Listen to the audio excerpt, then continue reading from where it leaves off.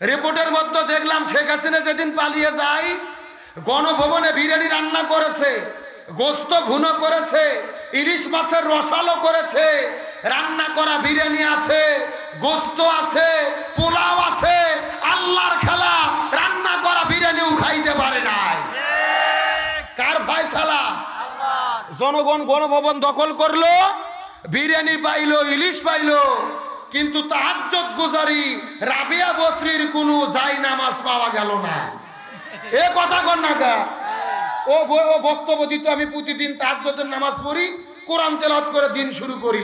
তে গণভবনে কোরআনও নাই, জায় নামাজও নাই, তার মানে বোঝা গেল এগুলো বাটপারি আর মুনাফিকি ছাড়া কিছু নয়।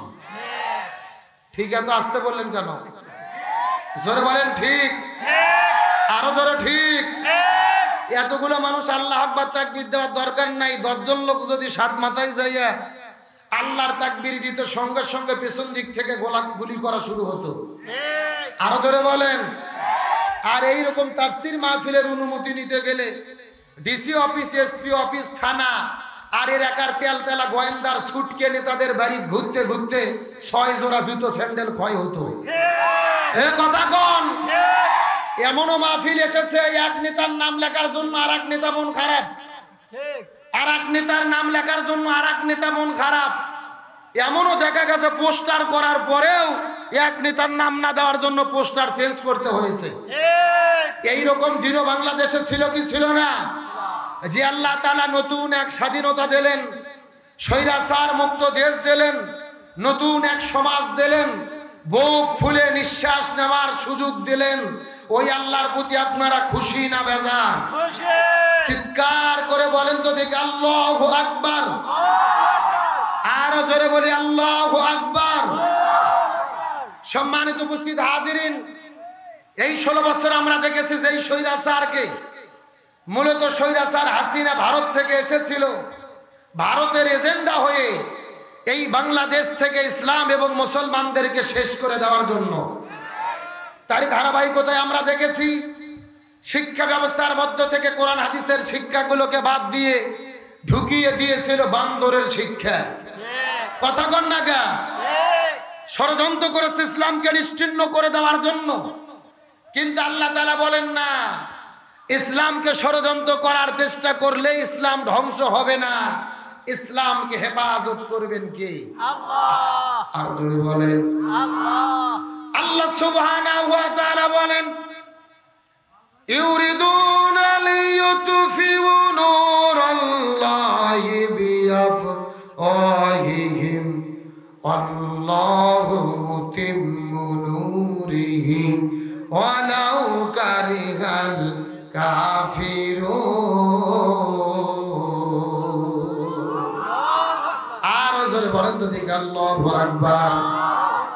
আল্লাহ রাব্বুল আলামিন বলেন, কাফির মুশরিক কুরাইশেরা মুখের ফুৎকার দিয়ে জমিন থেকে ইসলামকে নিশ্চিহ্ন করে দিতে চায়, এই জমিন থেকে ইসলামের আলোকে নিভিয়ে দিতে চায়। কিন্তু আল্লাহ তাআলা ঘোষণা করে বলেন না, তারা যতই ষড়যন্ত্র করুক না কেন এই জমিন থেকে তারা ইসলামকে নিভায়া দিতে পারবে না, বরং এই জমিনের ভেতরে কিয়ামত পর্যন্ত ইসলামের বাতিকে প্রজ্বলিত করে রাখবেন কি?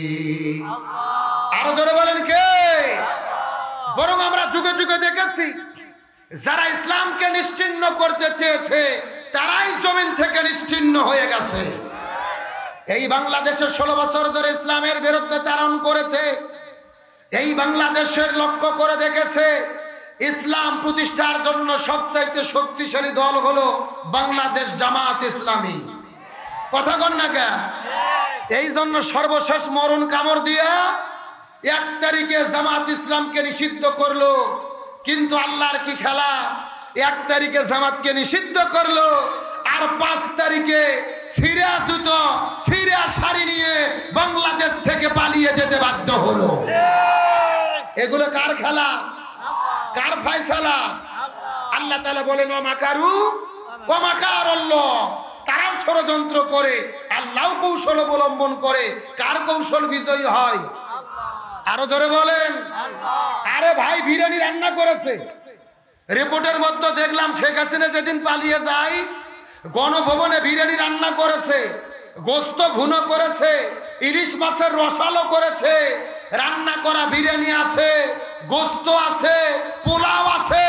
আল্লাহর খেলা, রান্না করা বিরিয়ানিও খাইতে পারে নাই। কার ফয়সালা?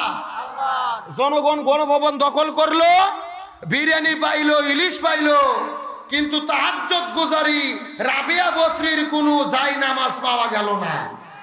এ কথা কর না গা। ও বক্তব্য দিতে আমি প্রতিদিন তাহাজ্জুদের নামাজ পড়ি, কোরআন তেলাওয়াত করে দিন শুরু করি। তে গণভবনে কোরআনও নাই, জায় নামাজও নাই, তার মানে বোঝা গেল এগুলো বাটপারি আর মুনাফিকি ছাড়া কিছু নয়। আমার কথা সুস্পষ্ট। নমরুদ বিদায় নেওয়ার একদিন আগেও জানতো না ন্যাংরা মশার কামড় খাইয়া বিদায় নিতে হবে। ফিরাউন বিদায় নেওয়ার একদিন আগেও জানতো না পানিতে চুবানি খাইয়া বিদায় নিতে হবে। আবু জেহেল বিদায় নেওয়ার একদিন আগেও জানতো না মাছ এবং মাছ ছোট বাচ্চাদের আঘাত খেয়ে বিদায় নিতে হবে। আর বাংলাদেশের স্বৈরাচার হাসিনাও জানতো না ছোট ছোট বাচ্চাদের ধাওয়া খাইয়া বাংলাদেশ ছাড়তে হবে। আজকে ভারতে পালিয়ে গেছেন। সকালবেলার ব্রেকিং নিউজ দেখলাম, আমেরিকা চাপ দিয়েছে ভারতের ওপরে, স্বৈরাচার হাসিনাকে রাখতে পারবা না। ভারতও সিদ্ধান্ত নিয়েছে হাসিনাকে আর ভারত জায়গা দেবে না, ভারত থেকে তাকে বের করে দেওয়া হচ্ছে। আল্লাহু আকবার বলেন। এগুলো কার ফয়সালা? আমার প্রিয় বন্ধুগণ, মুসলমান ভাইরা গভীর মনোযোগ। ওই কোরআনের পাখি আল্লামা দিলওয়ার হোসেন সাইদি তার বক্তব্যের মধ্যে বলেছিল এই আওয়ামী লীগের স্বৈরাচার হাসিনার এমন একটা সময় আসবে তারা পালানোর জন্য ইঁদুরের গর্ত খুঁজে পাবে না। আল্লামা সাইদি যেই বক্তব্য দিয়ে গেছে, বর্তমানে তার বক্তব্য 100% কার্যকর হয়ে যাচ্ছে। আল্লাহু আকবার বলেন। আমেরিকা ভিসা দেয় নাই, লন্ডন ভিসা দেয় নাই, কানাডা ভিসা দেয় নাই, কোন জায়গায় জায়গা হচ্ছে না। আমরা বলতে চাই ওই স্বৈরাচার হাসিনার বাংলাদেশে নিয়ে এসে আয়না ঘর ছাড়া আর কোন জায়গা তার হবে না। জোরে বলেন, কি ঘর? আরে ভাই, অক্সফোর্ড ডিকশনারি সার্চ মারেও আয়না ঘর শব্দ খুঁজে পাওয়া যায় না। অত শেষে আয়না ঘর তৈরি করে কত আলেমদেরকে বন্দী করে রেখেছে, অত্যাচার নির্যাতন করেছে। এই বাংলাদেশে আমরা দেখেছি জামাত ইসলামের নেতাদেরকে স্বাধীনতার 50 বছর পরে মানবতা বিরোধী অপরাধ ট্রাইব্যুনাল গঠন করে মিথ্যা রায় দিয়ে, মিথ্যা মামলা দিয়ে সাজা দেওয়া হয়েছে। আর শেখ হাসিনা গণহত্যা করেছে, মিথ্যা মামলার দরকার নেই, মিথ্যা সাক্ষীর দরকার নেই। বাংলাদেশের 18 কোটি মানুষ তার চাক্ষুষ সাক্ষী। আরো ধরে বলেন। সুতরাং আজকের প্রোগ্রাম থেকে দাবি হলো, হাজার হাজার মানুষদেরকে শহীদ করে দিয়েছে। আবু সাইদের বুকে যারা গুলি করেছে, ছোট বাচ্চাকে শহীদ করে দিয়েছে, ওই গণহত্যার মহানায়িকা ডাইনি হাসিনাকে ভারত থেকে গ্রেফতার করে বাংলাদেশে এনে প্রকাশ্য দেবালোকে তাকে ফাঁসির দড়িতে ঝোলাতে হবে। এই মতের পক্ষে কারা কারা রাজি আছেন? দুটি হাত আল্লাহকে দূরে দেখান।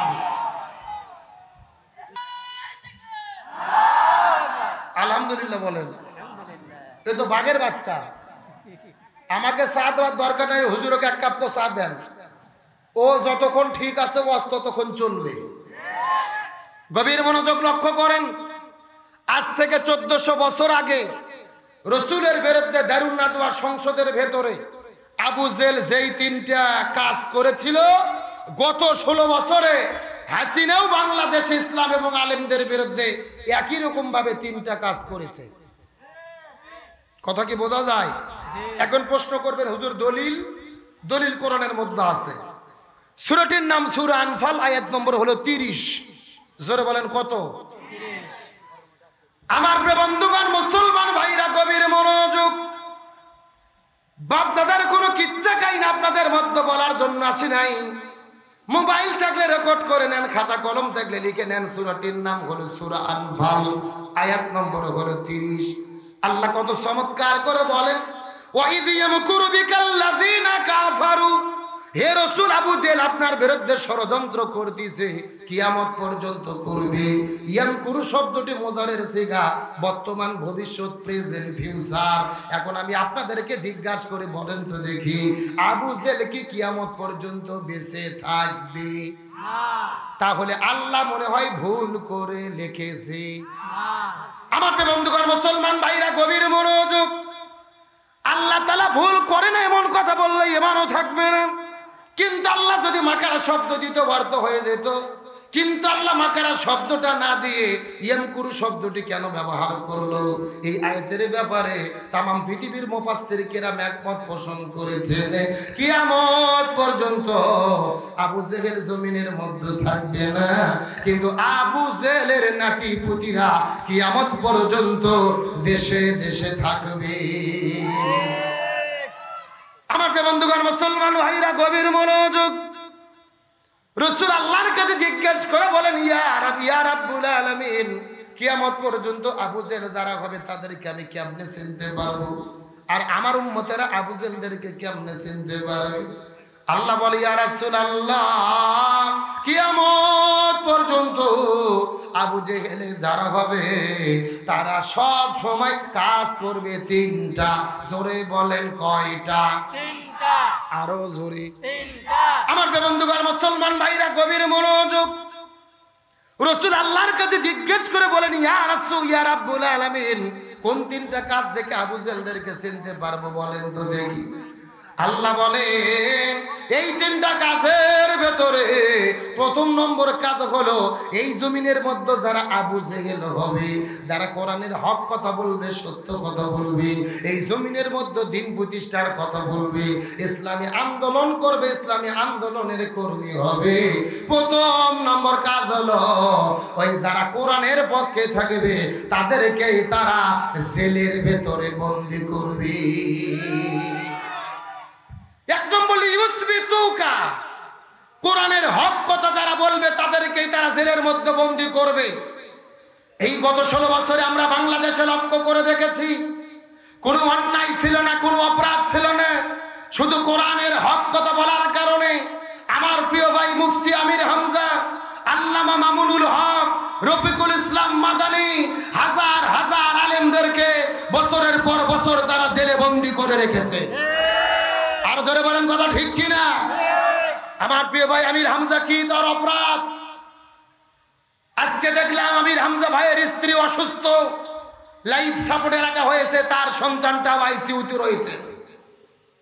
গত 2 দিন আগে তিনি মাহফিলে কান্না করে করে দোয়া চেয়েছেন, মোনাজাত করে বলেছেন, আল্লাহ আপনি আমার স্ত্রীর সন্তানকে ভিক্ষা দেন। আমরা আজকের প্রোগ্রাম থেকে দোয়া করি, আল্লাহ আমির হামজা ভাইয়ের স্ত্রী এবং সন্তানকে আপনি দ্রুত পরিপূর্ণ সুস্থতা দান করেন, বলেন আমিন।